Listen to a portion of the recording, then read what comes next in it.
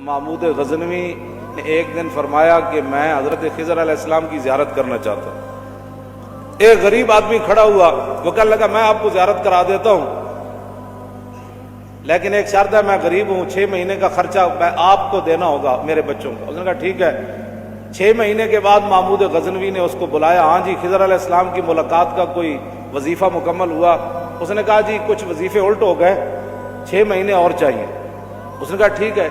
سال کے بعد اس کو پھر حضرت محمود غزنوی بلایا، فرمایا ہاں جی خضر علیہ السلام نہ کوئی میری ملاقات کا امکان پیدا ہویا، تسی وظیفے جو کر رہے ہو دریا کے کنارے؟ انہوں نے کہا جی میں کہاں، خضر علیہ السلام کہاں، میں نے تو آپ کے ساتھ جھوٹ بولا ہے، غریب آدمی تھا تو پیسے میرا روٹی پانی چل گیا 1 سال۔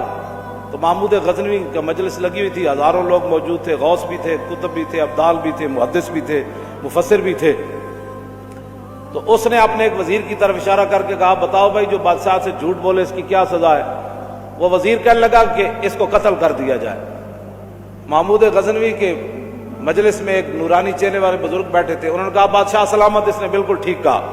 پھر اس نے ایک دوسرے وزیر سے پوچھا، اس نے کہا جی اس کی کیا سزا ہے جس نے بادشاہ سے داؤ بھی لگایا اور جھوٹ بھی بولا؟ اس نے کہا یہ گردن نہ اتاریں، یہ تو پھر جلدی مر جائے گا، اس پر کتے چھوڑیں، یہاں تک کہ کتے اسے نوچ نوچ کر کھائیں تاکہ اس کو پتہ چلے بادشاہ سے جھوٹ نہیں بولا جاتا۔ تو وہ بزرگ نورانی چہرے والے کہنے لگے بادشاہ سلامت، اس نے ٹھیک کہا۔ پھر اس نے حضرت ایاز کو کہا، ایک ہی صف میں کھڑے ہو گئے محمود و ایاز۔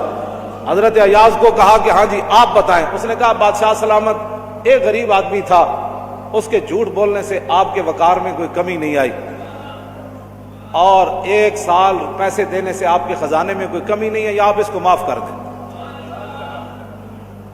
وہ نورانی چہرے والا بزرگ کہنے لگا بادشاہ سلامت بالکل اس نے ٹھیک کہا۔